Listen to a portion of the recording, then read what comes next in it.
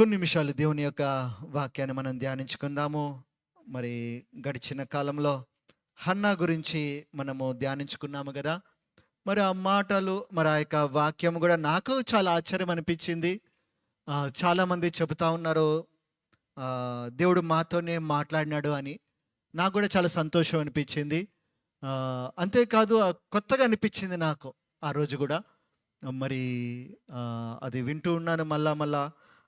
కాబట్టి ఈరోజు కొరకైనా మరి కొన్ని నిమిషాలు నోవాహు గురించి ఒక మరి ఆలోచన మీ ముందు ఉంచాలని ఆశపడతా ఉన్నాను.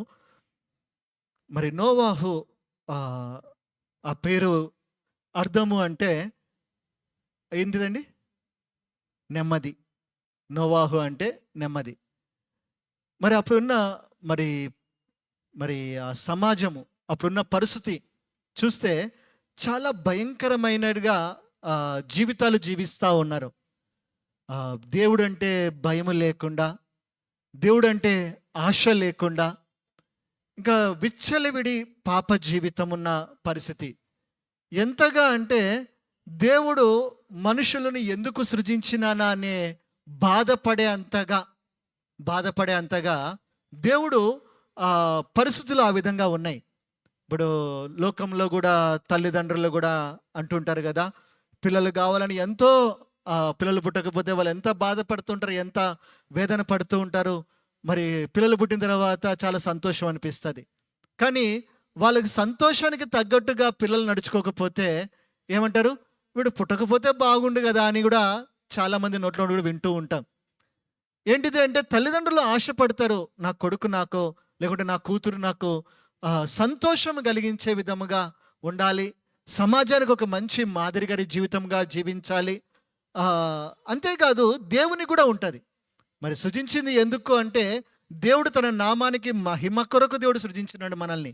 అంతేగాని మన కొరకు మనము చూసుకోవడానికో లేకుంటే మనం ఏదో జీవించడం కొరకు కాదు. కానీ ఒక్కొక్కరికి ఒక పరిస్థితులు, ఒకరు పేదగా పుట్టచ్చు, లేకుంటే ఒకరు ఉన్నతమైన స్థితిలో పుట్టచ్చు, ఒకరు సౌందర్యవంతులుగా పుట్టచ్చు, లేకుంటే అంగహీనులుగా పుట్టచ్చు. కానీ ఏ పరిస్థితిలో ఉన్నా ఆ పరిస్థితిలో వారు దేవుణ్ణి మహిమపరచాలనే దేవుడు వారిని సృజించినాడు. కానీ ఇవన్నీ మరిచి మరి శరీరం ఉన్నది కదా అని చెప్పి శరీర వాంఛలు తీర్చుకోవడానికో శరీర కోరికల కొరకునో బ్రతుకుతూ ఉంటారు. కానీ ఆలోచన చేయవలసింది దేని గురించి అంటే బైబిల్లో రాస్తుంటుంది, నీ ప్రాణము గురించి ఆలోచన చేయి. నీ దేహానికి ఏం కావాలో, లేకుంటే నీ ప్రాణానికి ఏం కావాలో కాదు, నీ ఆత్మ ఎలా ఉన్నదో ఆలోచన చేయమని బైబిల్ చెప్తా ఉంటుంది. కాబట్టి ఆ యొక్క సమాజంలో దేవుడంటే ఆశ లేని, దేవుడంటే భయము లేని ఆ యొక్క సమాజంలో నోవాహు ఒక ప్రత్యేకమైన జీవితం.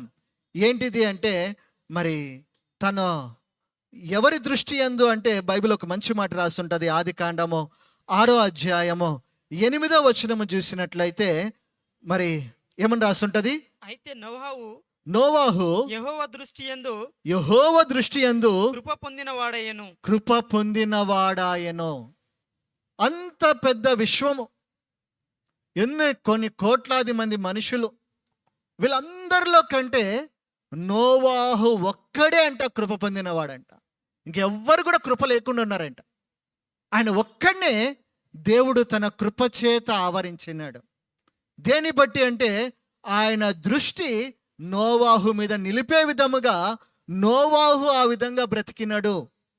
అది దేవుని యొక్క దృష్టిని బట్టి కాదు. కానీ సరే, నిజమే, దేవుడు అంటాడు ఒక దగ్గర, నేను ఎవరిని కనికరిస్తాను, నేను వారిని కనికరిస్తాను, నేను ఎవరిని తృణీకరిస్తాను, వారిని తృణీకరించేదని అంటాడు.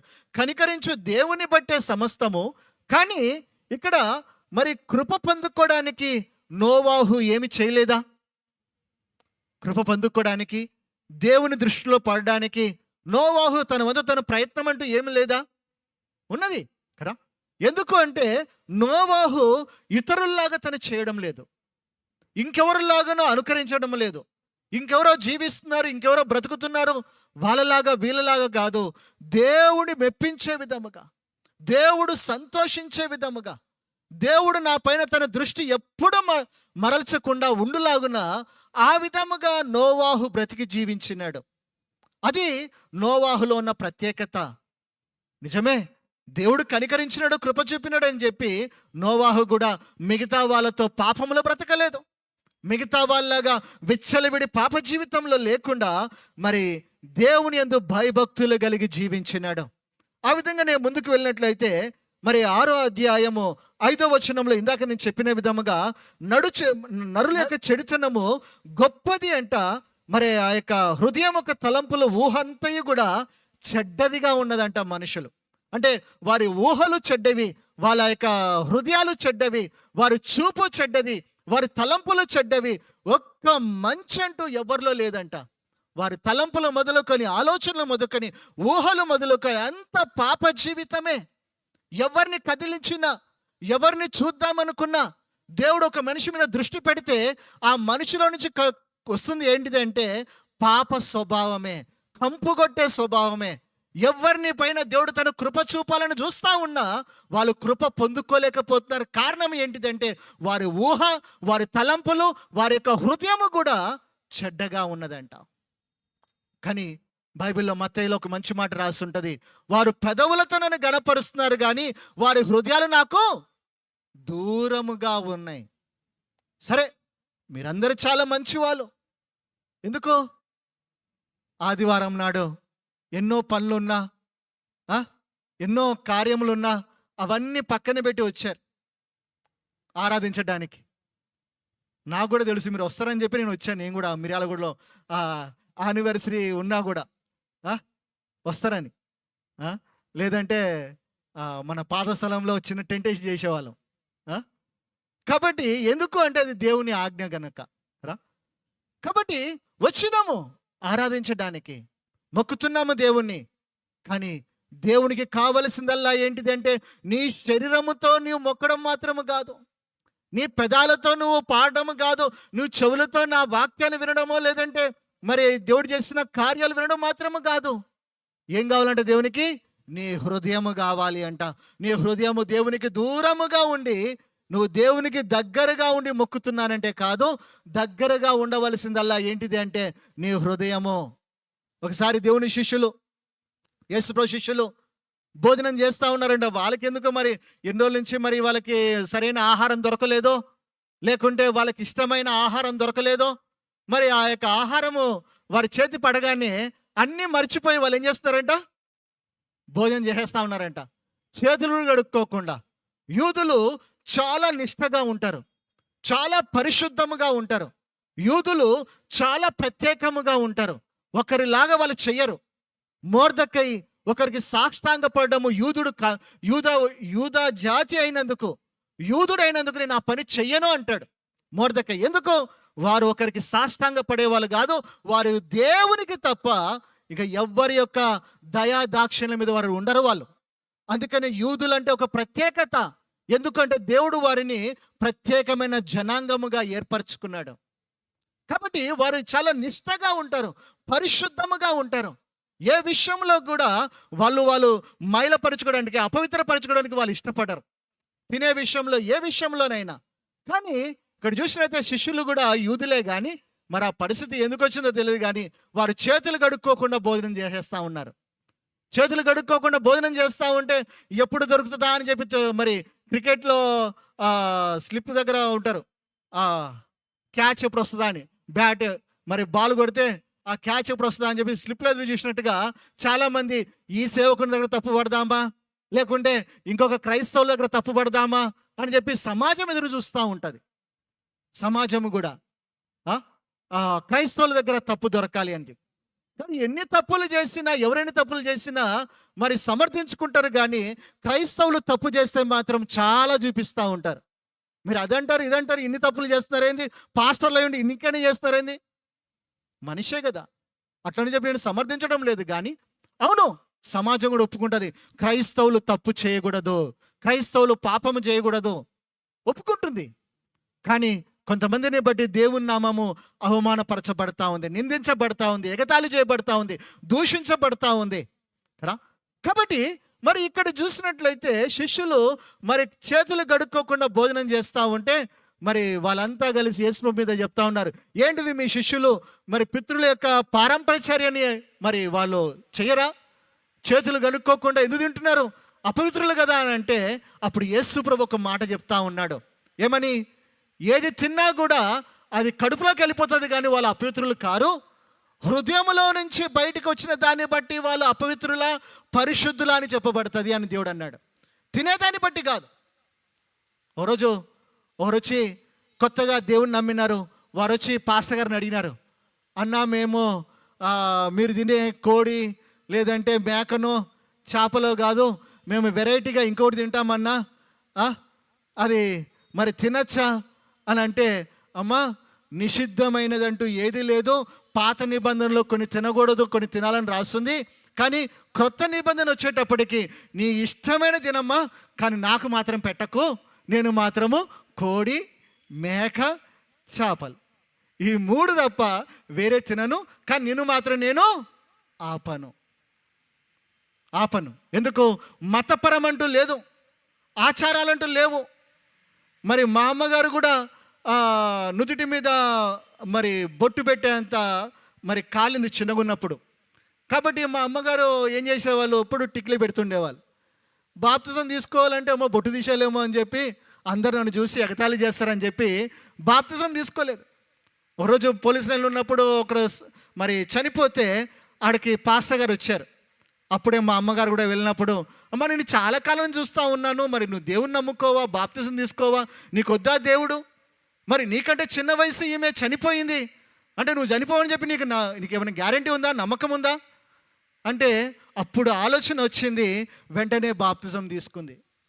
బాప్తిజం తీసుకున్న తర్వాత పాస్టర్ అడిగారు, అంటే నేను చెప్పేంతవరకు తీసుకోవద్దని ఆగినావా అమ్మ, ఎందుకు అంటే, అప్పుడు మా అమ్మగారు చెప్పినారు, అయ్యా మరి బొట్టు పెట్టుకోకుండా నేను ఉండలేను, బొట్టు అంటే నాకు చాలా ప్రేమ అని. అయ్యా మా పాస్టర్ గారు, అమ్మ నీ బొట్టు దేవునికి అడ్డు రాదు, నీ కట్టుబాట్లు దేవునికి అడ్డు రావు, మరి దేవునికి అడ్డం వచ్చేదల్లా పాపం ఒక్కటే, దేవుని తప్ప ఇంకా వేరే వేటిని కూడా మొక్కకూడదు, పూజించకూడదు. ఎందుకు, దేవుడు అంటున్నాడు, నేనే దేవుడను, నేను తప్ప వేరే దేవుడు నీకు ఉండకూడదు. చాలామంది స్వార్థం అంటారు, స్వార్థము కాదు, ఆయన సృష్టికర్త, ఆయన దేవుడు, ఆయన దేవుని కాదు అంటే మరి గుణపాఠం నేర్చుకున్నారు లాస్ ఏంజల్స్లో కదా. కాబట్టి మరి దేవుడు ఉన్నాడు, ఆ దేవుడు కావాలి మనుషులకు. కాబట్టి మరి ఆ విధముగా మరి పాస్టర్ గారు కొన్ని విషయాల్లో మీ ఆచారాలు మీ పద్ధతులు దేవునికి ఏం అడ్డు రావాలని చెప్పి కొంచెము చెప్పారు. కాబట్టి మరి దేవుని నమ్ముకుంటే తెల్లబట్టలు వేసుకుంటేనే పరిశుద్ధులు అనేది కాదు, ఏముండాలి, హృదయం తెల్లగా ఉండాలి. అట్లా అని చెప్పి తెల్లబట్టలు వేసుకొని రావద్దని చెప్పడం లేదు, మంచిదే, బైబిల్ కూడా రాస్తుంది తెల్లబట్టలు వేసుకోవడం మంచిదే అంట. అట్లా అని చెప్పి రోజు నేను తెల్లబట్టల మీద ఉంటానంటే బాగుండదు కదా. కాబట్టి మరి మనము కూడా జ్ఞానముతో వ్యవహరించాలి, దేవుడు మనకు స్వేచ్ఛనిచ్చినాడు కదా. కాబట్టి మరి ఆ విధముగా కొన్ని పరిస్థితులు చూస్తే హృదయము దేవునికి దూరముగా ఉంటుంది. అందుకే దేవుడు అక్కడ ఒక మాట అంటున్నాడు, మత్తయి సువార్త మరి 15వ అధ్యాయం 8వ వచనంలో, వారి పెదవులతో నన్ను గణపరచుదురు కానీ వారి హృదయం నాకు దూరముగా ఉందంటున్నాడు.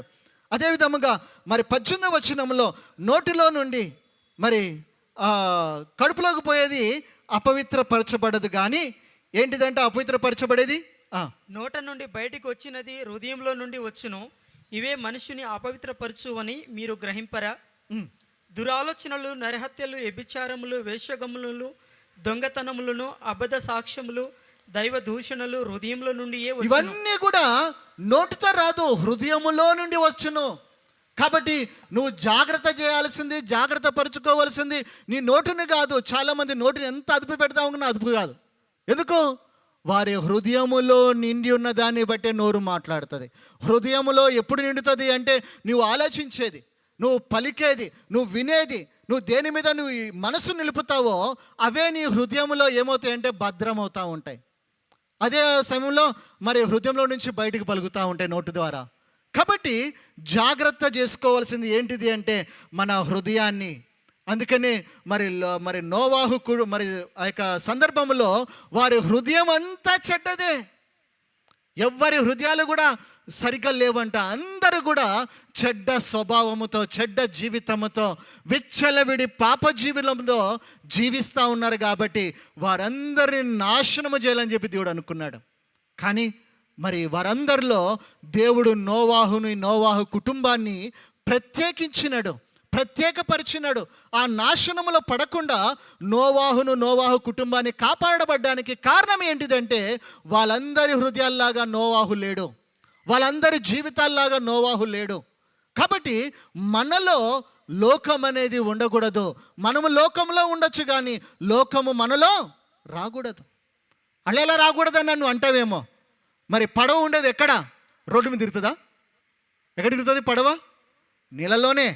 కానీ మరి నీళ్ళలోది ఉన్నప్పుడు మరి పడవలోకి నీళ్ళు రావడం సహజం. ఉండని అంటావా? ఏమవుతుంది? మునుగుతారు, సస్తారు కదా.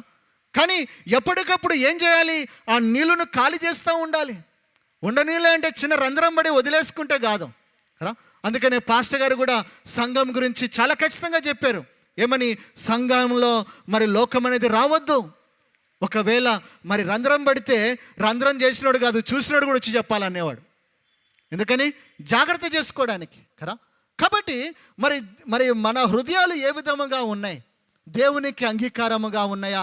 మరి నోవాహులాగా దేవునికి అంగీకారమయ్యే విధముగా, దేవుని దృష్టిలో ఉండే విధముగా మన హృదయాలు మనం ఏ విధంగా దేవుని మహిమపరుస్తూ ఉన్నాయి? మరొకసారి మనం ఆలోచన చేసినట్లయితే, మరి వీటన్నిటిలో నోవాహును దేవుడు తన ప్రయాస వృధా కానివ్వలేదు. దేవుడు కృప కలిగిన దేవుడు ఆయన. చాలామంది కృప అని చెప్పి పాపములో ఉంటారు, కృప అని చెప్పి పాపం చేయొచ్చు అనుకుంటారు. అంతా మరి తప్పుడు బోధలు. ఇక కడవరి దినాల్లో చాలా మటుకు ఏమొచ్చిందంటే ప్రాస్పరిటీ గాస్పెల్ అని వచ్చిందంట. చాలామంది ప్రాస్పరిటీ గాస్పెల్ వైపు మక్కువ చూపుతూ ఉన్నారు. హెచ్చరికలు, గద్దింపులు, సవరింపులు ఉండకూడదంట. ఏం చేయాలంట? ప్రియుడా నిన్ను వర్ధిల్ల చేస్తున్నాడు, అదే ఇష్టం అంట మనుషులకి. ప్రియుడా నిన్ను గణపరచబోతా ఉన్నాడు, ప్రియుడా నీ జీవితంలో ఊహించిన గొప్ప కార్యాలు నీ జీవితంలో చేయబోతున్నాడు అంటే వాడేమనుకుంటాడు? దొంగోడైతే ఇంకా నాకు బ్యాంకే ఇస్తాడేమో దేవుడు. తాగుబోతాడు అనుకోవచ్చు, ఇంకా లీటర్లు మా ఇంట్లోనే ఉండొచ్చేమో షాపుకు పోకుండా. ఇంకా వ్యభిచారంలో బతికే వాళ్ళు ఇంకా ఉన్నతమైన ఆలోచన చేయొచ్చు. వాళ్ళ గురించా? కాదు కదా. కృప ఉన్నదని చెప్పి పాపములో బ్రతకమని దేవుడు చెప్పలేదు కదా. పాపములో ఉన్న వ్యక్తిని దేవుడు స్వస్థపరిచిన తర్వాత దేవుడు చెప్పిన మాట ఏంటిది? ఇకను నీవు పాపము చెయ్యకు, జాగ్రత్త అని చెప్పి దేవుడు హెచ్చరించినాడు. కాబట్టి ఇప్పుడు ఈ కాలంలో చాలామంది ఒక్క సంఘంకి వెళ్ళడం లేదు. ఎందుకు సంఘం మార్చినావంటే వాక్యం బాగలేదంట. ఏం వాక్యం బాగలేదు? క్రమపరిచే వాక్యం వద్దంట వాళ్ళకి. దీవెనలు, ఆశీర్వాదాలు, వాగ్దానాలు ఇవే ఉండాలి, కానీ సవరింపులు మాత్రం వద్దు. సవరిస్తే నాకు ఇంకొక సంఘానికి వెళ్ళిపోతాను, ఆడికి వెళ్తే ఇంకా మంచిగా నాకు ఆహ్లాదకరమైనది నాకు ఉంటుంది అంటే దేవుడు నీకు ఇచ్చేది ఆహ్లాదకరమైనదా? నీ యొక్క ఆత్మీయ జీవితము దేవుడు పూలబాటలాగా దేవుడు చెప్పినాడా? కాదు, సంకుచితము, ఇరుకైనదని దేవుడు చెప్పినాడు. మరి అటువంటి వాక్యం అంటే నీకు గద్దింపు ఉండాలి, వాక్యం అంటే నీకు సవరింపులు ఉండాలి, వాక్యం అంటే నీకు ఆదరణ కూడా కలగాలి. ఎట్లని చెప్పి ఆదరణ లేకుండా ఉండడం కాదు. ఎందుకు? ప్రవచనము అంటే 3 ఉండాలి: హెచ్చరికలు, జాగ్రత్తలు, ఆదరణ కలిగించేదిగా ప్రవచన వాక్కు ఉంటుంది. కాబట్టి ఉట్టి ప్రాస్పరిటీ అనేది కాదు. ఎందుకు అంటే ఈ మధ్యకాలంలో జీసస్ కాల్స్ అని చెప్పి ముసరంబాగ్లో ఒక అతను ఉపవాసాలు ముగిస్తానని పిలిచినాడు వాక్యం చెప్పనీకి. పిలిస్తే ఆ పాస్టర్ గారు వాక్యం చెప్పే ముందు చెప్తున్నాడు, బ్రదర్ ఈ మధ్యలో ఎక్కువ ప్రాస్పరిటీ గాస్పెల్ అని చెప్పి మనుషులు మక్కువ చూపుతూ ఉన్నారు, కాబట్టి కొంచెం మంచిగా చెప్పండి, మీ సంఘం గురించి నేను విన్నాను అని చెప్తా ఉన్నాడు. కాబట్టి మరి ఏంటిది? మనము వాక్యానుసారముగా కట్టుకోవడానికి, వాక్యానుసారంగా మన జీవితాన్ని మరల్చుకోవడానికి, వాక్యానుసారముగా బ్రతకడానికి మనం ఇష్టపడాలి. చెప్పింది వాక్యానికి వేరుగా అంటే నువ్వు తీసుకునే వద్దు, కానీ వాక్యానికి సరిపోయిందంటే మాత్రం తప్పకుండా నిన్ను నువ్వు సరి చేసుకోవాలి, నిన్ను నువ్వు మార్చుకోవడానికి ఇష్టపడాలి. ఎందుకు? అప్పుడే నువ్వు ఫలించబడతావు. గులాబీ మొక్క ఎదగాలి అంటే తప్పక కత్తిరిస్తారు, తప్పక కత్తిరించాలి. వదిలేస్తే మరి ముళ్ళ కంపలాగా తయారవుతుంది, కానీ అది గులాబీ మొక్క కాదు. అదే విధముగా దేవుడు మనల్ని సరిచేస్తూ ఉంటాడు, దేవుడు మనల్ని క్రమపరుస్తూ ఉంటాడు. క్రమము లేకుండా జీవించేది కాదు. కాబట్టి వీటన్నిటిలో మరి దేవుడు కృప కలిగిన వాడే. ఎంత అంటే నిర్గమకాండ 34 అధ్యాయము 5-6 వచనాలు చూసినట్లయితే దేవుడు తన నామమును బయలుపరుచుకున్నాడంట మోషేతో. మోషేకి తను తాను బయలుపరుచుకున్నాడంట. ఏంటిది? తన నామముల గురించి. అందులో ఏమని రాసి ఉంటుంది? యెహోవా కనికరపురుడు, దయగలిగిన దేవుడు, దీర్ఘశాంతుడు, అదేవిధముగా విస్తారమైన కృపా సత్యములు గల దేవుడు అంట. హల్లెలూయా! ఎంతగా అంట? విస్తారమైన కృప కలిగిన వాడంట. అందుకనే ఎఫెసీ మరి పత్రిక 1 అధ్యాయము 7వ వచనము చూసినట్లయితే కృప మహిదైశ్వర్యముని బట్టి అని రాసి ఉంటుంది. ఏంటంటే దేవుడు కృప చూపడములో దేవుడు మహుదైశ్వర్యము, దయ కలిగి మరి ఐశ్వర్యము కలిగినంత కాదు, ఎక్కువ ఉన్నాడంట. ఏంటిది? నీ ఎడల తన కృపను చూపించడానికి, నీ ఎడల తన దయను చూపించడానికి, నీ ఎడల తన కనికరమును చూపడానికి. ఆయనకు కూడా కోపం వస్తుంది, కానీ ఆ కోపము ఎప్పటికీ ఉండదు. మరి అది ఎక్కువసేపు ఉండదంట. ఎంతసేపు ఉంటుందంట కోపము? ఎంతమ్మా? గంటనా? ఏమని రాసింది? నిమిషం మాత్రమే, క్షణం మాత్రమే, సెకండ్సే ఉంటాయంట. అంతకంటే ఎక్కువైతే ఏమవుతుంది? బూడిదైపోతారు, మాడిపోతారు, బ్రతకరు. ఎందుకు? సూర్యుని చేసిన ఆయన మరి కోపముతో ఉంటే ఒక్కరు బ్రతకరు. ఎంత పాపము చేస్తున్నా, ఎన్ని నాటకాలు ఆడుతున్నా దేవుడు క్షమిస్తున్నాడంటే కారణం ఏంటిది అంటే ఆయన కోపం పెట్టుకోడు, కానీ కృప చూపుతా ఉన్నాడు, కనికరము చూపుతా ఉన్నాడు, దయ చూపుతా ఉన్నాడు. ఎందుకు? మనలో మార్పు కొరకు ఆయన ఇష్టపడతా ఉన్నాడు. అందుకని మరి సొదొమ గొమొర్రాల పట్టణము కూడా బహుభయంకరమైన జీవితము, బహుభయంకరము. ఎన్నడూ ఎప్పుడు వినని విధముగా భయంకరమైన పాప జీవితము. కానీ ఆ యొక్క సొదొమ గొమొర్రా పట్టణాన్ని దేవుడు నాశనం చేయాలని చెప్పి తీర్మానం చేసుకున్నాడు. ఆ యొక్క తీర్మానంలో లోతుని దేవుడు అద్భుత రీతిగా రక్షించినాడు. కారణం ఎందుకు? లోతుని దేవుడు ఎందుకు రక్షించినాడు అంటే లోతు కొరకు అబ్రహాము విజ్ఞాపన చేస్తూ ఉన్నాడు. ఎక్కడికి వచ్చినాడు? ఎక్కడి నుంచి ఎక్కడి దాకా వచ్చినాడు? అయ్యా, నువ్వు ఏదో సొదొమ గొమొర్రా పట్టణాన్ని నాశనం చేస్తా అంటున్నావు కదా, అక్కడ 50 మంది ఉంటే ఆ పట్టణాన్ని కాపలా కాయవా అంటున్నాడు. నువ్వు కాయకుండా ఉండలేవా అంటే 50 మంది ఉంటే కాస్తలే అన్నాడు. ఎందుకో కొంచెం అనుమానం వచ్చింది. ఒకవేళ 5 మంది తగ్గితే దేవునితో బేరమాడడం మొదలుపెట్టినాడు అబ్రహాము. 5 మంది తగ్గితే అంటే సరే కాపాడతలే. మళ్ళీ 40 మందికి వచ్చినాడు. ఎందుకో మనసు ఒప్పడం లేదు. ఎందుకు? ఆయనకు కూడా తెలుసు బహుభయంకరమైన పాప జీవితము ఆ సమయంలో. మరి 40 దాకా వచ్చినాడు, 30 దాకా వచ్చినాడు, 20 దాకా వచ్చినాడు, ఆఖరికి ఎక్కడ దాకా వచ్చినాడు? 10 మంది ఉంటే కాపాడవా? 10 మంది. సరేలే అబ్రహాము సరే అని చెప్పి వెళ్ళిపోయాడు. కానీ తన మనసు నిండా ఎవరున్నారు? లోతు కుటుంబమైన కాపాడబడితే చాలని. తన ప్రార్థనను బట్టి దేవుడు ఆ మరి యొక్క అగ్నిగండంలో నుంచి ఆ సొదొమ గొమొర్రా పట్టణాన్ని నాశనం చేయకముందు లోతుని దేవుడు అద్భుత రీతిగా రక్షించినాడు. లోతుని దేవుడు చెప్పినాడు, నువ్వు ఫలానా ఊరికి వెళ్ళిపో అంటే నేను అంత దూరం పోలేనయ్యా. అంతేకాదు, నువ్వు త్వరగా నీ అల్లుని తీసుకొని బయటికి వెళ్ళిపో అంటే కూడా చాలా లేట్ చేస్తున్నాడంట. మరి ఆయన కూడా క్రైస్తవుడేమో, చర్చికి చాలా లేట్ వస్తారు. అదే ఫ్లైట్ ఎక్కాలంటే, బస్సు ట్రైన్ ఎక్కాలంటే ముందే ఉంటారు ఆడ కదా. మరి దేవుడు ఒక పక్కన నాశనం చేయడానికి వచ్చింది తెలిసి కూడా మరి ఆయనేమో చాలా లేట్ చేస్తూ ఉన్నాడంట. లేట్ చేస్తూ ఉన్నాడు. మంచి మాట కనబడుతుంది 19వ అధ్యాయము 16వ వచనం. అతడు తడువు చేసెను. అప్పుడు అతని మీద యెహోవా కనికరపడుట వలన ఆ మనుషులు అతని చేతిని, అతని భార్య చేతిని, అతని 2 కుమార్తెల చేతులను పట్టుకొని వెలుపలికి తీసుకొని వాళ్ళు రాలేకపోతున్నారంట. ఇంకేదో పని ఉంది అనుకుంటున్నారో, లేకుంటే బంగారం అనుకుంటున్నారో, లేదంటే టీవీయో, లేకుంటే ఇప్పుడు అంటే అప్పుడు టీవీ లేదు కదా, ఇంకా ఇప్పుడైతే ఒకవేళ నాశనం చేస్తున్నా అంటే ఫస్ట్ తీసుకెళ్ళేది ఏం తెలుసా? ఫోన్ ఉంటే చాలు మనకి. ఫోన్ లేకపోతే జీవితమే దండగా. అది కూడా ఆండ్రాయిడ్ ఫోన్ కావాలి, పిల్లలైనా పెద్దలైనా. కాబట్టి లోతు ఆ సమయంలో ఇవన్నీ లేవు. మరి ఎందుకు ఆలస్యం చేస్తున్నాడో మనకు అర్థం కాదు. లేకుంటే లోతు భార్య ఇంకేమన్నదో, మరి ఎన్ని భూములు సంపాదించినారో, లేదంటే ఇంకేం సంపాదించినారో కాయిదాలోనే ఉంటే రేపు పొద్దున మనము ఇంకేదన్నా కట్టుకోవచ్చు అనుకున్నదేమో. కానీ చూస్తే ఇప్పుడు ఉప్పు సముద్రంగా మారిపోయింది. తడువు చేసే కొద్దీ దేవుని యొక్క కనికరం పెరుగుతుందే తప్ప కోపం రావట్లేదంట. ఎంత మంచి దయగలిగిన దేవుడు. అదేవిధముగా 19వ వచనంలో చూసినట్లయితే అక్కడ లోతు ఒక మాట అంటా ఉన్నాడు. నీ దాసుని మీద వచ్చినది నా ప్రాణము రక్షించుట వలన నీవు నా ఎడల కనపరిచిన నీ కృపను ఘనపరిచితివి.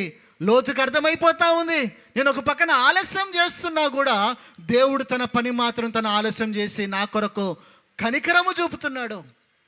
సొదొమ గొమొర్రా పట్టణం నాశనం చేయడానికి వచ్చినాడు, కానీ లోతును బట్టి దేవుడు ఓపిక కలిగినాడని అర్థమైపోయింది. ఏమంటున్నాడు? దానికి ఒక పేరు పెట్టినాడు, నా పట్ల నీవు కనికరమును చూపిస్తున్నావు కదా. కాబట్టి కృప అనేది ఇప్పుడే మొదలైందని చెప్పి కొంతమంది చెప్తా ఉంటారు. ఇది కృపకాలం అన్నా అంటారు.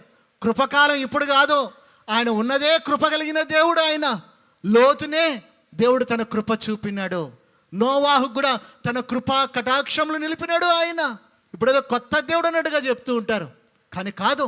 ఆయన కృప కనికరమ కలిగిన దేవుడు. వీటన్నిటిలో మనల్ని కూడా దేవుడు తన కృపతో మనల్ని చూస్తూ ఉన్నాడు. మరి అయితే నేను వాక్యంలోకి వచ్చేస్తా ఉన్నాను. ఆదికాండము 6వ అధ్యాయము 9వ వచనము చూసినట్లయితే నోవాహు పైన దేవుడు తన కృపను చూపడానికి కారణం ఏంటిది? ఎందుకు నోవాహు వీళ్ళందరిలో ప్రత్యేకముగా ఉన్నాడు అంటే అతని గురించి రాసిన మాట ఏంటిదంటే, నోవాహు నీతిపరుడును తన తరములో నిందారహితుడుగా జీవించున్నాడు. అదే తనకు క్వాలిఫికేషన్. నోవాహు దేవునితో కూడా నడిచిన, అతను దేవునితో నడిచిన వాడు కాబట్టినే దేవుడు తన కృపను తన పైన చూపినాడు. ఏంటిదంట? తనలో నీతి కలిగిన జీవితం ఉందంట. రెండోది నిందారహితుడిగా జీవిస్తా ఉన్నాడంట. మూడోది దేవునితో నడుస్తున్నాడు కాబట్టే ఆయన దేవుని యొక్క కృపను పొందుకున్నాడు. నీ తరపు నుంచి నీ వైపు నుంచి ఏ ప్రయత్నము లేకుండా దేవుడే తన కృపను చూపిస్తాడంటే కాదు. నోవాహు ఇంతగా కృప పొందుకోవడానికి కారణం ఏంటిది? అంతగా మరి జలప్రలయంలో మరి ఒక్క పక్షి మిగల్లేదు, ఒక్క జంతువు మిగల్లేదు, ఒక మనిషి మిగల్లేదు, అందరూ సర్వనాశనం అయిపోతే వాటన్నిట్లో నోవాహు బ్రతికి బట్టగట్టడానికి కారణం ఏంటిది అంటే తన నీతి తను రక్షించింది. తన నీతి ఉన్నదా? నీతి మనకి బైబిల్ ఒక మాట రాస్తుంటుంది, పరలోకంలో ఆయన సింహాసనానికి ఆధారం ఏంటిదంట? నీతి న్యాయములే ఆయన సింహాసనానికి ఆధారము. అందుకని మన కాపరి గారు ఎప్పుడు చెప్తుండేవారు, నీతిగా న్యాయముగా నడుచుకుంటే నీవే ఆయనకి సింహాసనముగా మారుతావు. మరి నీతి ఉన్నదా? ఎక్కడ చూసినా అవినీతే కనబడతా ఉంటుంది. కానీ ఈ అవినీతిలో మనము ఎంత నీతిగా బ్రతుకుతున్నామో అనేది మనము ఆలోచన చేయాలి. అందుకనే మరి దేవుని యొక్క సింహాసనానికి ఆధారం 89వ కీర్తనలో 14వ వచనంలో రాసి ఉంటుంది. ఏంటిది? ఆయన సింహాసనానికి ఆధారమైనవి నీతి న్యాయములే. నువ్వు నీతిగా నడుచుకోవాలి. అంతేకాదు ఎవరికి కూడా ఎన్నడూ కూడా అన్యాయం అనేది చేయకూడదు. ఎవరికైనా సరే నావాడు, నా తోడువాడు, లేకుంటే నా కుటుంబం, నా వంశం, నా కులం, నా ప్రాంతం అని భేదాభిప్రాయాలు చూస్తూ ఉంటారు. కొన్ని విషయాల్లో కులం చూడరు, పెళ్ళివాడికి చెడికి నువ్వు కులం చూస్తారు కదా. కాబట్టి నీతి లేకపోతే దేవుడే ఉండడు. నీతి లేకపోతే దేవుడే ఉండడు. మరి దేవుని నమ్మిన మనము ఏ విధంగా బ్రతకాలి? నీతిగా బ్రతకాలి అంట. ఎక్కడైనా నీ ఉద్యోగంలోనైనా, నీ బ్రతుకులోనైనా, నీ కుటుంబ బాధ్యతలోనైనా ఒక భర్తగా, ఒక భార్యగా, ఒక కుమారుడిగా, లేకుంటే కుమార్తెగా, ఒక తల్లిగా, ఒక తండ్రిగా నువ్వు నీతిగా జీవించగలగాలి. నీతిగా. నోవాహు కృప పొందడానికి కారణం ఏంటిదంటే అతను నీతిపరుడు. నీతిని దేవుడు ప్రేమిస్తాడు. దావీదు తను చిన్నప్పటి నుంచి పెద్దవాడైపోయినాడు, రాజు అయినాడు. కానీ ఒక సంఘటన మాత్రం తన మనసులో నుంచి పోవడం లేదంట. ఒక సంఘటన, నేను చిన్నప్పటి నుంచి ఇప్పటి వరకు ఒక ఆలోచన నాలో నుంచి పోవడం లేదు. ఏంటంటే ఆలోచన, ఎవరైనా చెప్తారా? దావీదు అన్న మాట, నేను చిన్నప్పటి నుంచి ఒక విషయం ధ్యానిస్తూ ఉన్నాను, చిన్నప్పటి నుంచి ఒక విషయం నా మనసులో నుంచి పోవడం లేదు. ఏంటిదంట? కీర్తనలు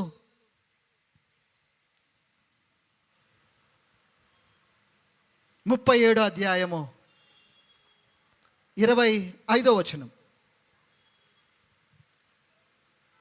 కీర్తనలు 37:25వ వచనం. నేను చిన్నవాడిన ఇంటిని ఇప్పుడు ముసలివాడనై ఉన్నాను, అయినను వృద్ధాపంలోకి వచ్చాను. నేను చిన్నప్పటి నుంచి ఒక విషయం నా మనసులో నుంచి పోవడం లేదు. ఇప్పుడు నేను ముసలాన్ని అయిపోయాను, కానీ చిన్నప్పటి నుంచి నా గుండెకి హత్తుకున్నది ఏంటి ఆ మాట అంటే, అయినను నీతిమంతులు విడవబడుట గాని వారి సంతానము భిక్షమెత్తుట గాని నేను చూచి ఉండలేదు. ఇప్పటివరకు నేను చూడలేదయ్యా. నేను ముసలాన్ని అయిపోయాను, కానీ చిన్నప్పటి నుంచి గమనిస్తూ ఉన్నాను. ఎవరైతే నీతిగా బ్రతుకుతున్నారో, ఎవరైతే నీతి న్యాయములతో సత్యంతో బ్రతుకుతున్నారో వాళ్ళని గమనిస్తూ ఉన్నాడంట దావీదు. వాళ్ళ జీవితం ఎలా ఉంటుందో ఆలోచిస్తూ ఉన్నాడంట. వాళ్ళ ఆరంభం ఏ విధముగా ఉన్నది, అంతం ఏ విధముగా ఉన్నదో ఆలోచన చేస్తూ ఉంటే వారు భిక్షమెచ్చటే పరిస్థితులు వాళ్ళు లేరు. అంతేకాదు వారి పిల్లలను కూడా దేవుడు కాపాడుతూ ఉన్నాడు. దేని బట్టి అంటే వారి తల్లిదండ్రులు చేసిన నీతి క్రియలను బట్టి, నీతిగా జీవించినందుకు వారి పిల్లలను కూడా దేవుడు ఆశ్రయిస్తున్నాడంట. వారి పిల్లలను కూడా దేవుడు దీవిస్తూ ఉన్నాడంట. కాబట్టి నువ్వు సంపాదించి కూడబెట్టి నీ పిల్లలకి ఇచ్చేది మోసపు సొమ్ము ఉండదు, అన్యాయమైన సొమ్ము ఉండదు. సంపద నువ్వు అనుభవిస్తావేమో ఆ క్షణం మట్టుకే, ఆ తర్వాత తరతరాలు అనేది ఉండదు. కానీ నీ కష్టార్జితము దేవుని మీద ఆధారపడి, దేవుని మీద ఆనుకొని నీతిగా నిజాయితీగా న్యాయముగా సంపాదిస్తే నీవు తినడము కాదు, నీ తర్వాత తరము కూడా తింటుంది. కష్టముతో సంపాదించింది, మోసం చేసింది ఎప్పుడు ఉండదు. అందుకనే దావీదు మాత్రం ఆ విషయం తన మనసులో నుంచి పోలేదంట. నీతిమంతులనే చూస్తున్నాడంట, నీతిమంతులనే వారి కుటుంబాలనే జ్ఞాపకం చేసుకుంటున్నాడంట. ఆ విషయంలో దేవుడు ఎంతగా నమ్మదగిన వాడు కూడా చూస్తూ ఉన్నాడంట. దేవుడు కాపాడుతాడు. ఇదిగో నోవాహు నీతిపరుడు, దేవుడు తన పైన తన దృష్టి నిలిపినాడు.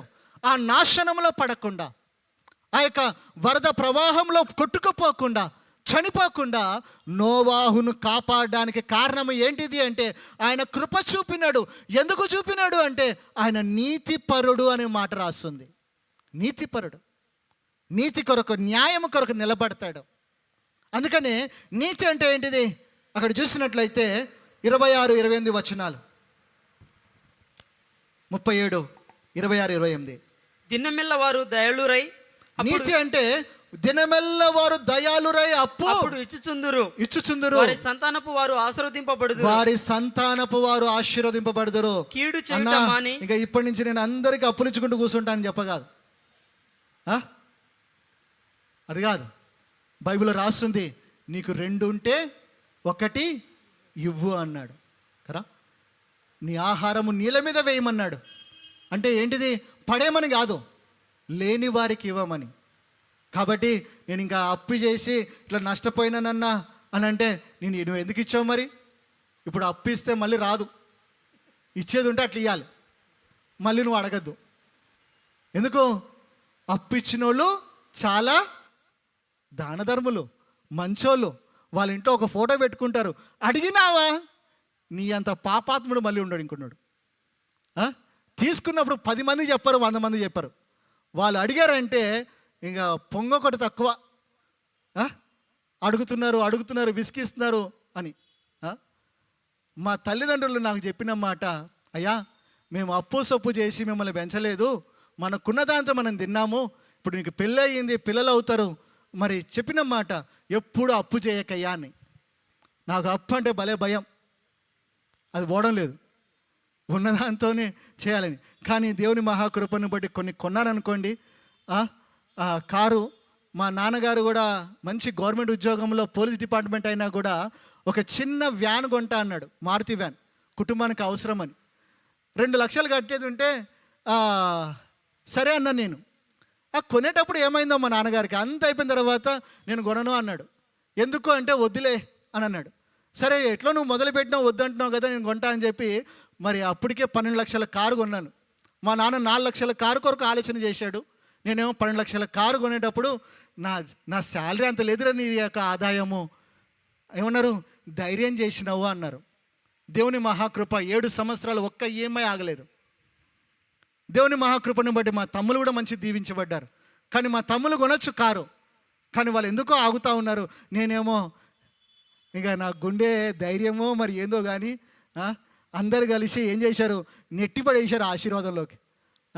బస్సు వచ్చినప్పుడు ఎక్కువ మంది ఉన్నారనుకోండి, ఎక్కేది ఉంటుంది, వీళ్ళు ఎక్కే అవసరం లేదు, వెనక నుంచి తోసుకొని పోతుంటే వాడు లోపల పోతూనే ఉంటాడు. అట్లా నన్ను ఆశీర్వాదాలు నెట్టేశారు అందరు కలిసి. ఇక ఉన్నతమైన కారు కొన్నాను, అత్త సొమ్ము అల్లుడు దానం అన్నట్టుగా ఆ వేళ విశేషమేమో కానీ మరి అందరూ భోజనం చేశారు, కానీ ఆ డబ్బులు నాయి కావు. దేవుడు ఆ విధంగా కూడా సంతోషపెట్టాడు నన్ను. అందరూ అదే అనుకుంటున్నారు, అందరూ అనుకుంటే నేను ఇప్పుడు క్లియర్ చేస్తూ ఉన్నాను. ఆ రోజు డబ్బులు నాయి కావు. క్రిస్మస్ కొరకు వచ్చి సహాయం దేవుడు పంపిస్తే దానితో చేసిన భోజనం అది ఆ వేళ విశేషమేమో కానీ ఆ రోజు నా కారు చర్చికి వచ్చింది. ఎందుకంటే ఎంత గోకాలో అంత గోకాను, ఎంత గీరాలో అంత గీరాను. ఎందుకు, ఈఎంఐకి భయపడి. డౌన్ పేమెంట్ ఎక్కువ కట్టుకుంటే ఈఎంఐ కొంచెం కట్టుకోవచ్చు కదా అనే ఉద్దేశంతో. దేవుని మహాకృపను బట్టి మా కుటుంబం కూడా చాలా పెద్దది, కానీ మరి వాళ్ళందరితో కలిసి దిగేది కూడా చాలా తక్కువే నేను. కానీ అవసరం కదా అని కొన్నాను. కానీ ఏది ఏమైనా చెప్పదలిచింది దేవుడు నన్ను సిగ్గుపరచనివ్వలేదు. నాకున్న దాంతో నేను చేయడం లేదు, నాకున్న దాన్ని బట్టి నేను చేయడం కాదు, దేవుని ఆధారము చేసుకొని చేశాను. దేవుడు నన్ను సిగ్గుపరచనివ్వలేదు. పెళ్లి చేసుకోవడమే కష్టం అనుకున్నా నేను, పిల్లలంటే అమ్మో అనుకున్నాను.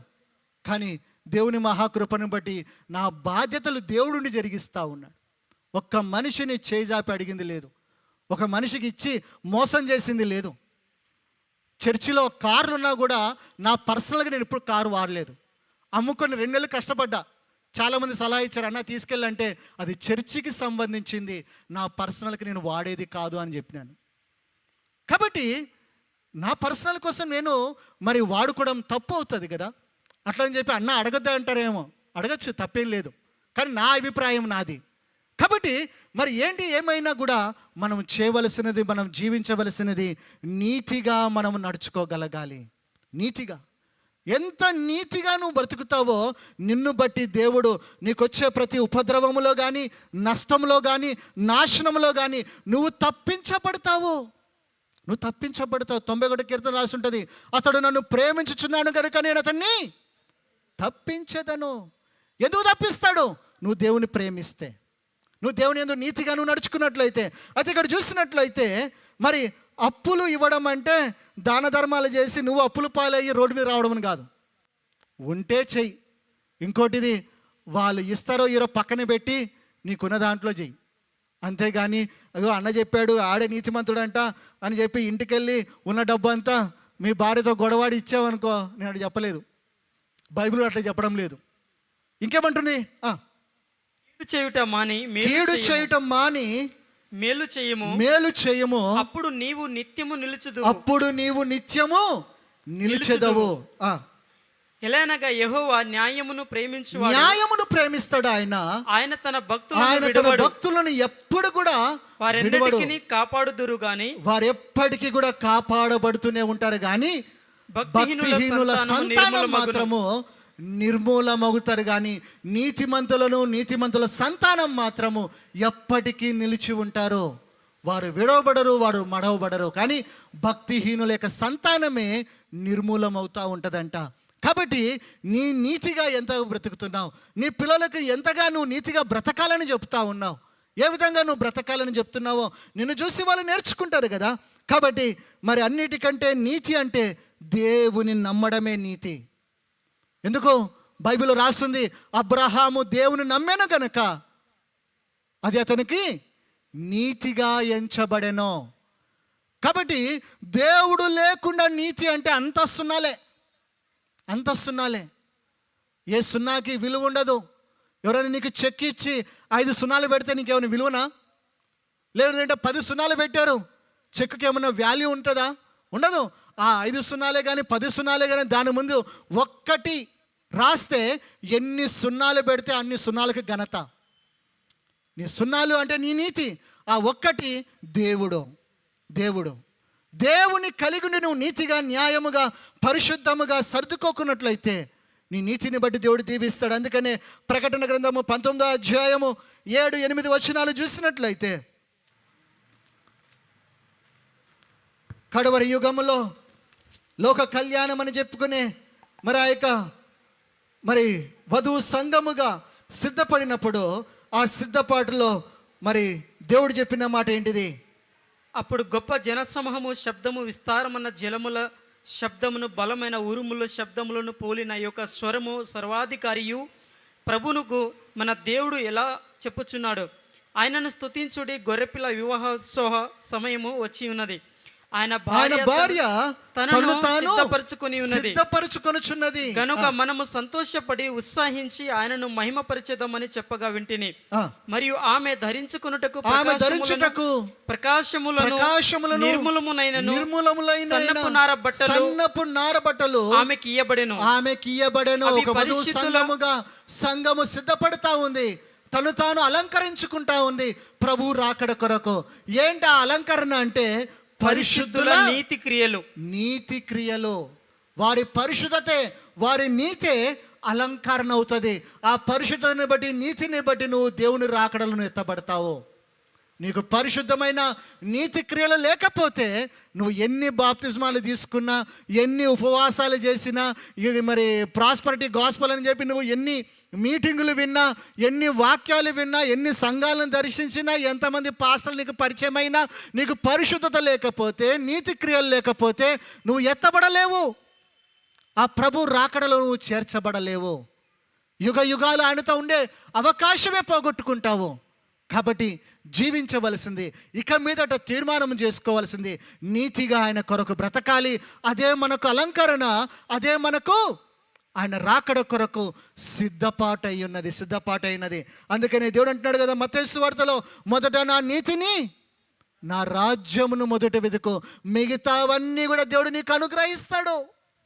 నీకేం కావాలో నీ పరలోకపు తండ్రికి తెలుసు అని రాస్తుంది. ఏది కూడా ఆయనకు మరుగైనది లేదు. నెక్స్ట్ ఏం కావాలో దేవునికి తెలుసు. నీ గురించి కాదు, నీ కుటుంబం గురించి కూడా, నీ అవసరాలు అక్కర్లు ఎరిగినవాడు ఆయన. అందుకొరకు నేను ఏదైనా ప్రార్థన చేయాలేమో, నేనేదో ఉపవాసాలు చేయాలేమో, ఇంకెన్ని రోజులు రావాలేమో అన్నది కాదు. దేవుడు అంటున్న మాట, ఆయన రాజ్యం కొరకైనా నీతిగా బ్రతకడము నేర్చుకోవాలి అంట. మొదట చేయవలసినది ఏంటిది? ఎంతగా నీతిగా జీవిస్తూ ఉన్నాము, ఆ నీతిని బట్టి ఆ పరలోక రాజ్యంలో మనం వెళ్ళగలుగుతాము. రెండో విషయము, నోవాహు గురించి చూసినట్లయితే అతను నిందారహితుడుగా జీవించగలిగినాడంట. అబ్రహాం గురించి రాసి ఉంటుంది ఆదికాండం 17వ అధ్యాయం 1వ వచనములో, నా సన్నిధిలో నడుచుచు నిందారహితుడవై ఉండుము. ఏంటిది? మరి ఈ భూమి మీద నువ్వు దేవుని కలిగిన తర్వాత నీ పైన ఒక చెడ్డ నింద నీ మీద పడేది కాదు, నిందలు పడేది కాదు. ఒక అర్హత ఏముంటుందంటే, నిందారహితుడైన జీవితమే సంఘములో ఒక మంచి మాదిరి అంట. తిమోతితో కానీ, తీతు రాసిన పత్రికలో కానీ పౌలు భక్తుడు చెప్తూ ఉంటాడు. ఏంటిదంట? సంఘ క్రమము, సంఘ యొక్క బాధ్యతలు అప్పగించేది ఎవరికి అంటే, అతను నీతిపరుడై ఉండాలి, ముఖ్యంగా నిందారహితుడై ఉండాలి. అతని మీద ఒక దొంగ అని, లేదా ఒక లంచగొండి అని, ఒక వ్యభిచారి అని, ఒక మోసగాడనే పేరు అతనికి ఉండకూడదు. అతనినే సంఘానికి అధ్యక్షుడిగా నువ్వు భావించాలి. కాబట్టి ముందు ఇవ్వవలసినదల్లా ఏంటిదంటే తన సాక్ష్యము చూడు. దేవుడు అబ్రహాముకి ఇస్సాకును ఇచ్చే ముందు అంటున్నాడు, అయ్యా నువ్వు నా కొరకు 24 సంవత్సరాలు యాత్ర చేసినావు, 24 సంవత్సరాలు నేను చెప్పిందల్లా చేసినావు, ఎక్కడ పొమ్మంటే అక్కడ పోయినావు, కానీ నువ్వు చేయాల్సిందల్లా ఒకటే, నీ పైన ఒక నింద రానివ్వకు, నిందలేని జీవితము జీవించు. అందుకొరకు నా సన్నిధిలో జీవించేస్తే నీకు ఒక్క నింద కూడా రాదయ్యా అంటున్నాడు అబ్రహాముతో.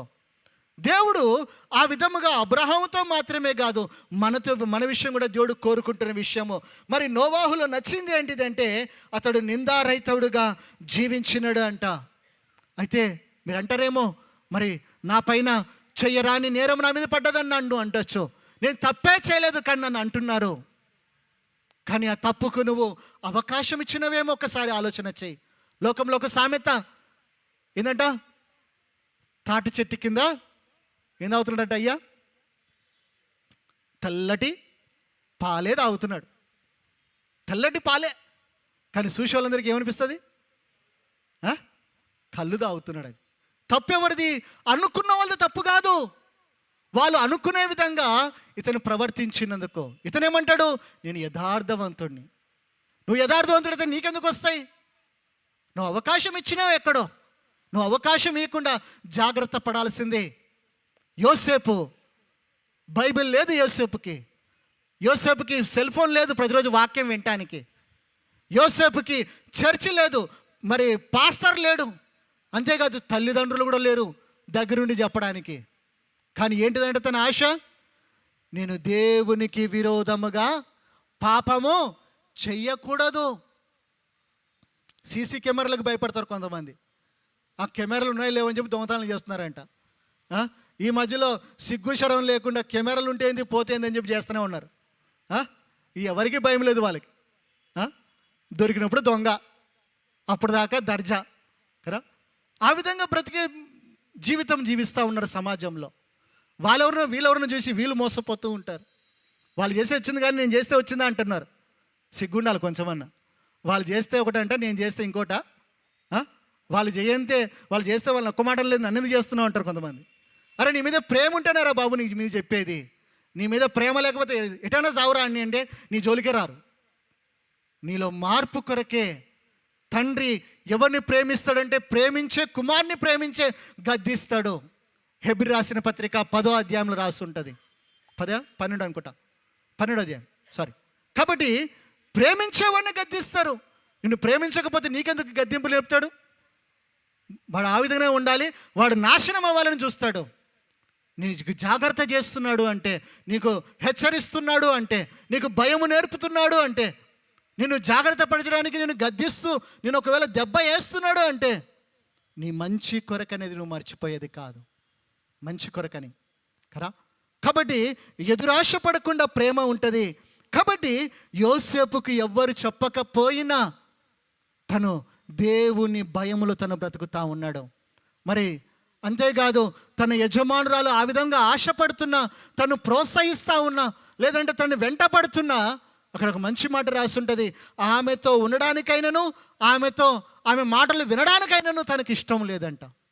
ఎంత ప్రయత్నము చేయాలో అంత ప్రయత్నం చేసినాడు. కానీ ఒకరోజు తను అనవసరంగా తన మీద నిందలు వేసింది. అతను నన్ను బలత్కరించడానికి, వ్యభిచారం చేయడానికే వచ్చాడు అని చెప్పి మరి తను తప్పు చేసింది, కానీ ఆ తప్పు యోసేపు మీద నెట్టింది. కాబట్టి తన భర్తకు కోపం వచ్చింది, తీసుకెళ్ళి జైల్లో వేసినాడు. కానీ యోసేపు నిందారహితుడు, తప్పు చేయలేదు. ఎవరికి తెలుసు? దేవునికి తెలుసు. దేవుడు అన్నీ చూస్తూ ఉన్నాడు. అందుకని యోబు అంటాడు, నేను పరీక్షించబడిన తర్వాత నేను సువర్ణముగా మారుతాను. వస్తాయి శోధనలు, వస్తాయి పరీక్షలు, వస్తాయి శ్రమలు, కానీ ఇవన్నీ కూడా నీలో మార్పు తేవడానికి, నేను ఒక మంచిగా దేవుని కొరకైనా ఉన్నతమైన స్థితిలో దేవుడు నేను నిలబెట్టడానికి కొన్ని దేవుడు తాకనిస్తూ ఉంటాడు. కొన్ని ఏమో వీళ్ళు అనవసరంగా పడుతూ ఉంటారు. నువ్వు కొని తెచ్చుకోకు, నువ్వు పడకు. కానీ దేవుడు సెలవిస్తే మాత్రము దేవుని వైపు చూడు. యోసేపు ఎన్నో రాత్రులు, ఎన్నో రోజులు ఆ యొక్క చెరసాలలో బాధించబడ్డాడు. ఆ ఇనుప సంఖ్యలు తను ఎంతగానో బాధించినాయి చెయ్యరాని తప్పుకి. కానీ నిర్దోషిగా బయటికి వచ్చినాడు. హల్లెలూయా, నిర్దోషిగా బయటికి వచ్చినాడు. కాబట్టి దేవుడు ఉన్నాడు కదా. కాబట్టి అందుకనే బైబిల్ రాసి ఉంటుంది, 1 పేతురు 4వ అధ్యాయము 15-16 వచనములో, నువ్వు నరహంతకుడిగా కానీ, దొంగగా కానీ, దుర్మార్గుడిగా కానీ, పరుల జోలికి పోయేవాడుగా నువ్వు బాధ అనుభవింపదగదు. ఆ బాధ నీకు వచ్చేది కాదు. నువ్వు పోయినందుకే నీకు ఆ బాధ వస్తుంది. కానీ అటువంటి బాధలు నువ్వు భరించకూడదు. నువ్వు పరుల జోలికి పోకుండా నీ పనేది నువ్వు చూసుకో. కాబట్టి మన పాస్టర్ గారు ఎన్నో లోతైన సత్యాలు నేర్పించేవాడు, సంఘానికి క్రమం నేర్పించేవాడు, మరి మనుషులకు టీకాలు వేసే విధముగా సంఘములో కొన్ని బాధ్యతలు చెప్పేవాడు.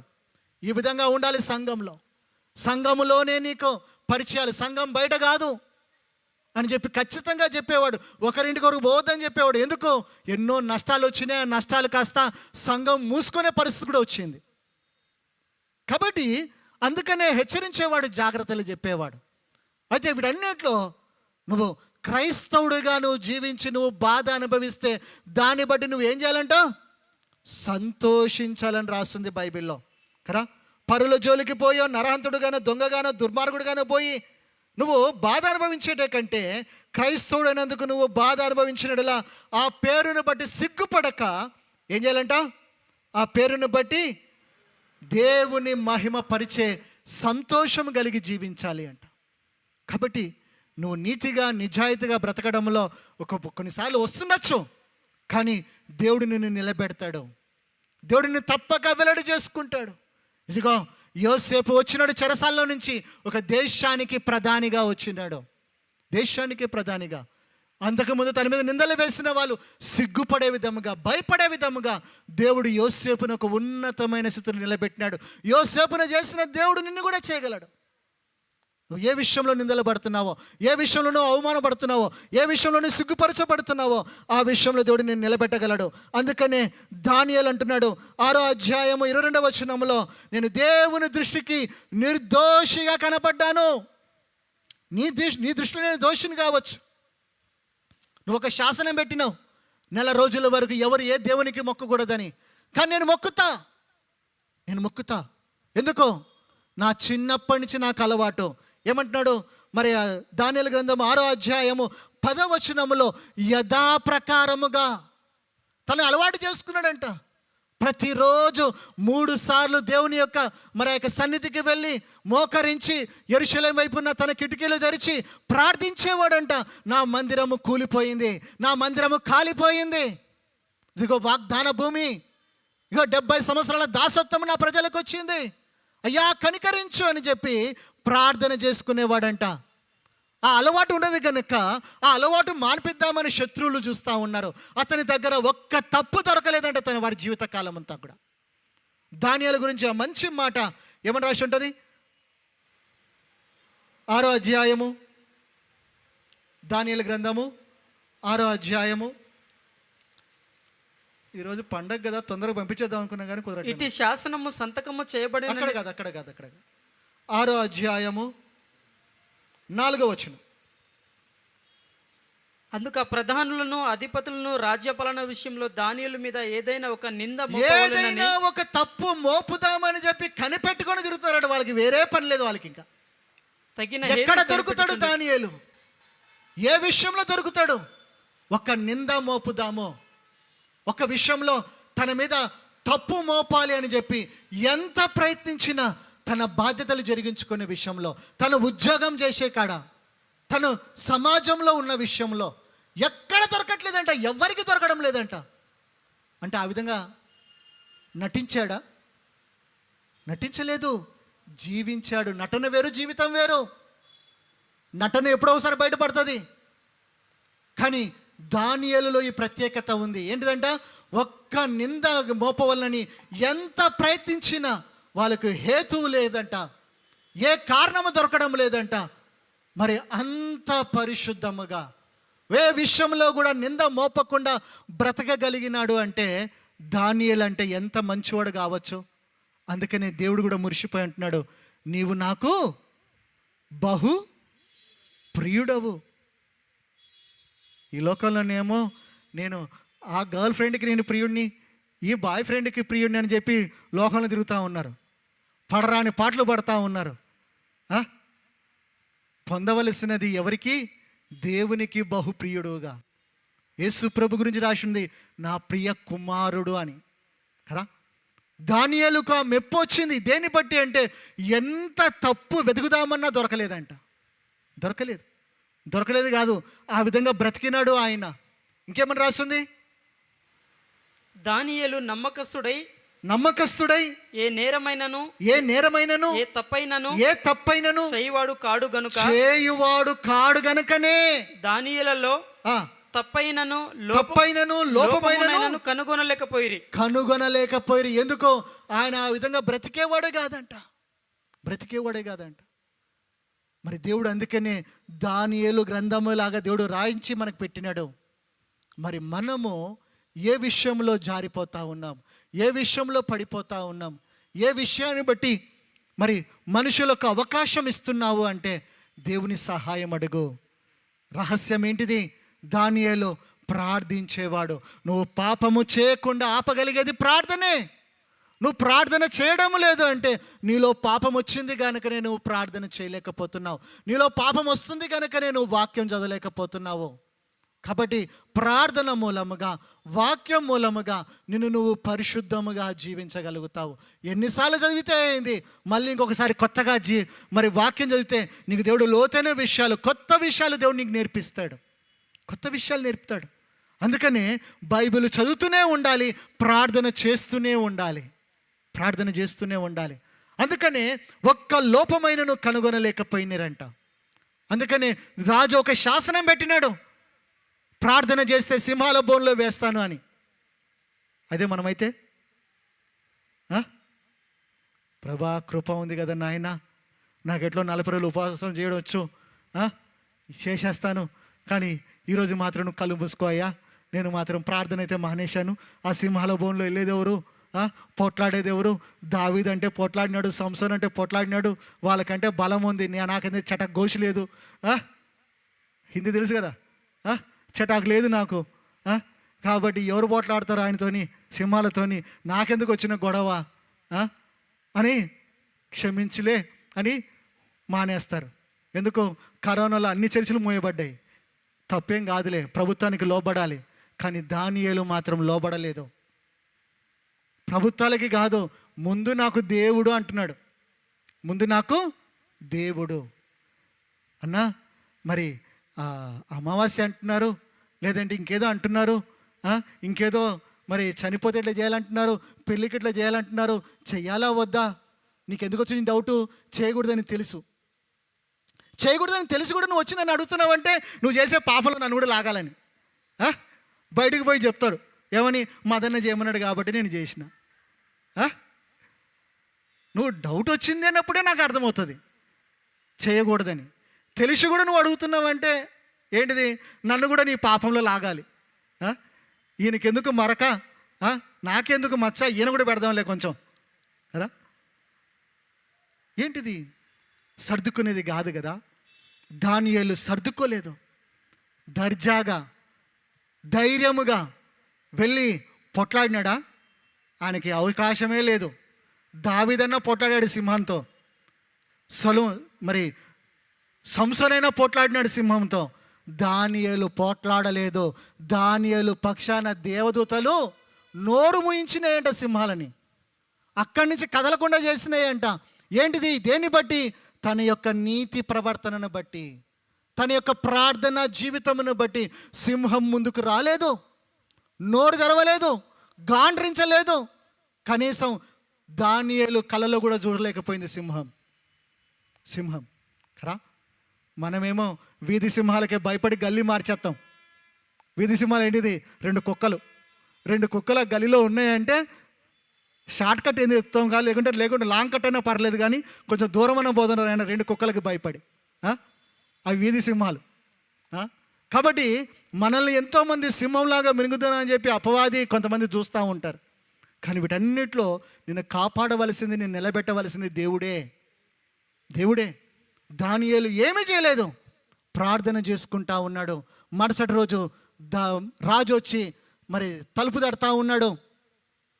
రాత్రి ఏమో అనుదినమును తప్పక సేవిస్తే నీ దేవుడు నేను రక్షిస్తాడు దానియేలు అని చెప్పి ఓదార్చి వెళ్ళిపోయినాడు ఆయన.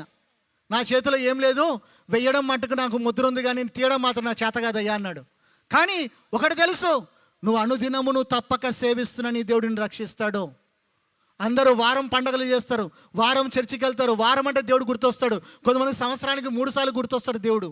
కానీ నువ్వు అనుదినము తప్పక సేవించేవాడు. రాత్రి చెప్పి వెళ్ళిపోయినాడు. పొద్దునికి పరిగెత్తుకొని వచ్చినాడు సూర్యుడు తెల్లారగానే. కానీ ఒక పక్కన నమ్మకం వచ్చింది, ఏమని? దానియేలు బ్రతికే ఉంటాడు, ఉన్నది కుక్కల మధ్యలో కాదు, నక్కల మధ్యలో కాదు, సింహాల మధ్యలో. నమ్మకం వచ్చి ఏమంటున్నాడు? నిత్యము నీవు సేవించే దేవుడు నిన్ను రక్షింపగలిగిన. రాత్రి పొరపాటునన్న అనుదినము అని, కానీ నువ్వు అనుదినము కాదు, నిత్యము నువ్వు సేవించేవాడవు, నిత్యము దేవుడు దుష్టుడనే భయముతో నువ్వు బ్రతికేవాడవు కనుక నిన్ను దేవుడు ఎందుకు కాపాడాడు అంటే, అప్పుడు అంటున్నాడు, నా దేవుని దృష్టికి నేను నిర్దోషిగా కనపడ్డాను కాబట్టి ఈ సింహాలు నన్ను ఏమి చేయనివ్వకుండా దేవుడు తన దూతలను పంపించినాడు. అయితే రాజా, నేను దేవుని దృష్టిలో మాత్రమే కాదు, నీ దృష్టి కూడా నేను యథార్థముగా ఉన్నాను, ఒక్క తప్పు చేయలేదు. నాకు దేవుని తర్వాతనే ఎవరైనా. నువ్వేమంటావు అని అంటే వెంటనే విడిపించేసినాడు దానియేలు ప్రత్యేకం ఏంటంటే, మరి రాజులు మారుతున్నారు, మరి దేశాల యొక్క రాజులు మారుతున్నారు, కానీ దానియేలు యొక్క స్థానం మాత్రం మారలేదు. ఒక ప్రభుత్వం మారిందంటే గత ప్రభుత్వంలో ఉన్న వాళ్ళందరినీ తీసేస్తారు, నమ్మరు వాళ్ళని. అలాంటిది 3 ప్రభుత్వాలు 3 రాజులు మారిన దానియేలు సింహాసనానికి, దానియేలు యొక్క కుర్చీకి డోకా లేదు. ఎందుకు? దానియేలు నీతిపరుడు, దానియేలు నిందారహితుడు. మరి మనము ఏ విధంగా ఉంటున్నాం, మనం ఏ విధంగా బ్రతకగలుగుతున్నామో?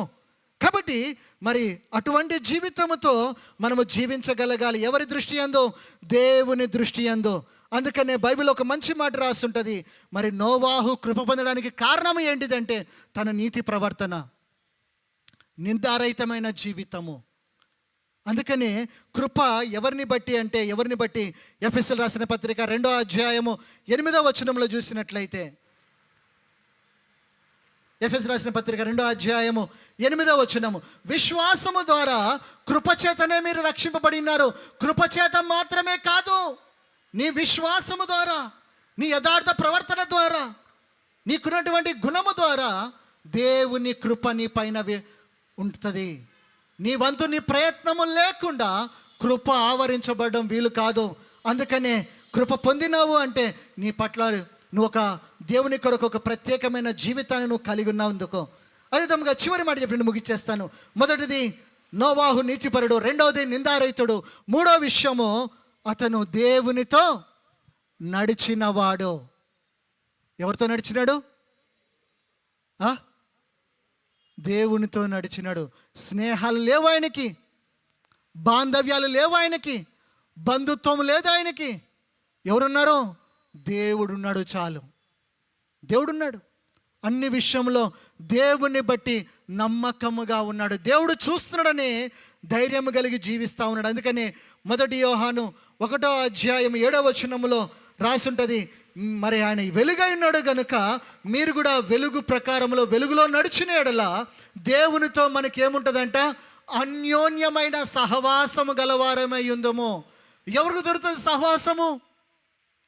సహవాసమని మాత్రమే కాదు, అన్యోన్యత అంటే ఒకటే మాట, ఒకటే జీవితం, ఒకటే దేవుడు మనిషి ఒక్కటే అనే విధముగా బ్రతకగలిగేది ఎప్పుడు అంటే ఆయన వెలుగు సంబంధి కాబట్టి, దేవుడు వెలుగు కాబట్టి నేను కూడా వెలుగులో నడుస్తాను. ఆయన పరిశుద్ధుడు కాబట్టి నేను కూడా పరిశుద్ధత కొరకు నేను బ్రతుకుతాను. ఆయన పరిపూర్ణుడు కాబట్టి నేను కూడా పరిపూర్ణతలో నేను జీవిస్తాను. మరి ఈ విధంగా నీతి ప్రవర్తన, ఈ విధంగా నిందారహితమైన జీవితంలో నువ్వు జీవించగలిగితే నీకు దొరికేదల్లా ఏంటిది అంటే దేవునితో సంబంధం, దేవునితో సహవాసము. అందుకని రోమాపత్రిక 8వ అధ్యాయము 14వ వచనంలో చూసినట్లయితే, ఎందరూ దేవుని ఆత్మచేత నడిపించబడతారో వారు దేవుని కుమారులైన పడతారని రాస్తుంది. మనం నడవలసింది ఏంటిది? శరీర ప్రకారం కాదు. 8వ అధ్యాయము 7వ వచనం 8వ వచనం చూసినట్లయితే, శరీరానుసారమైన మనస్సు దేవునికి విరోధమైనది, శరీర స్వభావము గలవారు దేవుని బాధిస్తారని రాసి ఉంటుంది. 8వ వచనంలో వాళ్ళు సంతాపపరుస్తారంట, దేవుణ్ణి దుఃఖపరుస్తారంట. నోవాహు ఆత్మానుసారంగా నడిచినాడు కాబట్టి దేవుని సంతోషపెట్టగలిగినాడు. నోవాహు తప్పించి మిగతా వాళ్ళంతా కూడా వారి శరీర స్వభావము గురించి ఆలోచన చేసినారు, శరీర కోరికల గురించి ఆలోచన చేసినారు, శరీర ఆలోచనలు కలిగి ఉన్నారు కనుక వారు దేవుని మెప్పించలేకపోయినారు. మరి మనము ఎవరితో నడుస్తూ ఉన్నాం ఆలోచన చేద్దాము. అబ్రహాము దేవునితో నడిచినని పేరు సంపాదించుకున్నాడు. హానోకు దేవునితో నడిచెనని పేరు సంపాదించుకున్నాడు. కానీ బ్రతికుండగానే, చావకుండానే హానోకు దేవునితో మాట్లాడుకుంటూ పరలోకానికే వెళ్ళిపోయినాడంట. చావు చూడలేదు, ఆయన ముందు ఏడవలేదు. బ్రతికున్నంత కాలము వీడెప్పుడు చస్తాడు అంటారు. చచ్చిన తర్వాత నా భర్త ఎంత మంచోడో అని ఏడుస్తూ ఉంటారు. అర్థమే కాదు. నా భర్త ఎంత మంచోడు, మరి ఏడవకపోతే కొడతారా రేపు పొద్దున? ఏడవాలి తప్పదు. నా భర్త చాలా మంచోడు. ఎప్పుడు? చచ్చిన తర్వాత. బతికినప్పుడు నీ ముఖానికి అన్నమా? నేను ఉతకాలా? ఉతుక్కోరాదు, ఏం చేస్తున్నావు అని. అవును, కొంతమంది ఏడిపిస్తారు. ఏడిపించకూడదు. ఆడవాళ్ళని నిష్ఠూర పెట్టకూడదని బైబిల్ రాస్తుంది. క్రైస్తవుడు అయితే నువ్వు ఇంటి ధర్మం జరిగించాలి, బాధ్యత జరిగించాలి, కానీ నిష్ఠూర పెట్టకూడదని బైబిల్ చెప్తా ఉంది. సచ్చిన తర్వాత ఎవరైనా మంచోళ్ళు అవుతారు. పాస్టర్ వచ్చి ప్రార్థన చేయాలి, ఆయన వెళ్ళి నీతిమంతుడిని జ్ఞాపకం చేసుకున్నట్టు ఆశీర్వాదం అనే మళ్ళీ అబద్ధాలు ఆడాలి పాస్టర్ వచ్చి. సచ్చిన తర్వాత నీతిమంతుడు ఎప్పుడు? బ్రతుకున్నప్పుడు సంపాదించుకోవాలి పేరు నీతిమంతుడని, సచ్చిన తర్వాత కాదు. పేరు బ్యానర్ మీద రాయడం కాదు, బతికున్నప్పుడు కదా. హానోకి ఈ యొక్క మోసపరితమైన ఇలాంటి ఏడుపు వద్దనే ఏం చేశాడు దేవుడు? నీకు వద్దు హానోకు, ఈ ఏడుపులు, నీ భార్య ఏడ్చే ఏడుపొద్దు, లేకుంటే నీ పిల్లలు ఏడ్చే ఏడుపులొద్దు, నీ స్నేహితులు నీ గురించి ఏడ్చే ఏడుపొద్దు అని చెప్పి బ్రతికుండగానే తీసుకెళ్ళిపోయినాడంట దేవుడు. ఎక్కడికి? పరలోకానికి. పరలోకానికి ఏంటిదంట? ఆయన గురించి మంచి మాట రాస్తుంటుంది. హానోకు దేవునితో నడిచినని మనం 5వ అధ్యాయం 24వ వచనం కనబడుతుంది. అదే మాట హెబ్రీ రాసిన పత్రిక 11వ అధ్యాయము 5వ వచనంలో పౌలు భక్తుడు చెప్తా ఉన్నాడు, విశ్వాసమును బట్టి హానోకు మరణము చూడకుండా కొనిపోబడ్డాడంట. మరణము చూడకుండా. ఎందుకు అంటే అతను దేవునితో నడవడానికి కారణం ఏంటిదంట? అతడు కొనిపోబడకు మునుపు ఎలా ఉన్నాడంట? దేవునికి ఇష్టుడై ఉండెను. ఎవరికి ఇష్టడు? స్నేహితులకి. అన్న స్నేహితులు ఒకటే పిలుస్తున్నారన్నా, ఈరోజు చర్చి ఉంది కానీ మరి ఏదో ఫంక్షన్ ఉంది, లేదంటే పెళ్ళి ఉంది, లేక ప్రాణ స్నేహితుడన్నా, మరి పరిగెత్తాలన్నా, లేదంటే ఉండాలన్నా ఆడ, అందుకే రాలేకపోయినా చర్చికి, లేదంటే ఇంకేదో. నువ్వు మెప్పించేది ఎవరిని? దేవుని మెప్పించాలి అంటే తప్పకుండా నీ స్నేహితులని తిట్టాలి. ఏమని? దొంగ మోసగాడు కాదు, వీడికి దేవుడు పిచ్చి తప్ప వేరే పిచ్చి లేదురా అయ్యాడికి. సండే రోజు నాడు వీని అస్సలు పిలవద్దు. మిగతా ఎప్పుడు పిలిచినా వస్తాడు, కానీ సండే మాత్రం వీని పిలవద్దు. బంధువులు కూడా చెప్పాలి, మేము శుభకార్యాలు పెట్టుకున్నా, ఏ కార్యం పెట్టుకున్నా వాళ్ళు రారు. ఎందుకు అంటే వాళ్ళకి దేవుడే అనే మాట ఉండాలి. అది కాస్త ఏమవుతుంది అంటే దేవునికి ఇష్టంగా మారుతావు. కాబట్టి మనము ఎవరికి ఇష్టలుగా ఉండాలి అంటే బంధువులను, స్నేహితులను, ఇంకెవరనో మనుషులను కాదు, నువ్వు మెప్పించవలసింది దేవుని మెప్పించాలి. హానోకు దేవునితో నడవడానికి దేవునికి ఇష్టడైన బిరుదును పొందుకున్నాడు ఆయన. కాబట్టి మరి దేవునితో నడిచే తీరు మనకు కావాలి. మరి అందుకనే అప్పుడే దేవునితో మనము యుగాలు పరలోకంలో ఉండగలుగుతాము. దేవునితో మనము ఈ భూమి మీద సంబంధం లేకపోతే పరలోకంలో పోయి ఏం చేస్తాడు? పోయి గడ్డి బిక్తావా? ఇక్కడ ప్రార్థన చేయడం రాదు, ఇక్కడ వాక్యం చేయడం రాదు, ఇక్కడ పాటలు పాడడం రాదు, పరలోకంలో పోయి ఏం చేస్తావు? తోటలో పని చేసుకుని కూర్చుంటావా? వాక్యం వినడం చేత కాదు కొంతమందికి. కాదు, వాక్యం పైన నీకు ఆశ ఉండాలి, దేవుని ఆరాధన పైన నీకు మనస్సు ఉండాలి, దేవుని స్తుతించే తపన ఉండాలి, దేవుని ఆరాధించే పిచ్చి ఉండాలి, పిచ్చి. అటువంటి జీవితము సొంతగా వస్తుంది, చెప్తే రాదు. ఆ విధంగా ఉన్నదో లేదో మనం పరీక్షించుకోవాలి. కాబట్టి నేను కూడా అనుకోవచ్చు, నాకు ఎన్నో ప్రయాణాలు అయినాయి, అలసట, అది కూడా ఆరాధనే అని చెప్పి అక్కడే ఉండొచ్చు హాయిగా కదా. కాదు, దేవుడు అప్పగించిన బాధ్యత, దేవుడు అప్పగించినది. అంతేకాదు, దేవుడు నన్ను పరీక్షిస్తాడు. కాబట్టి మరి నేను దేవునికి లెక్క చెప్పాలి కదా.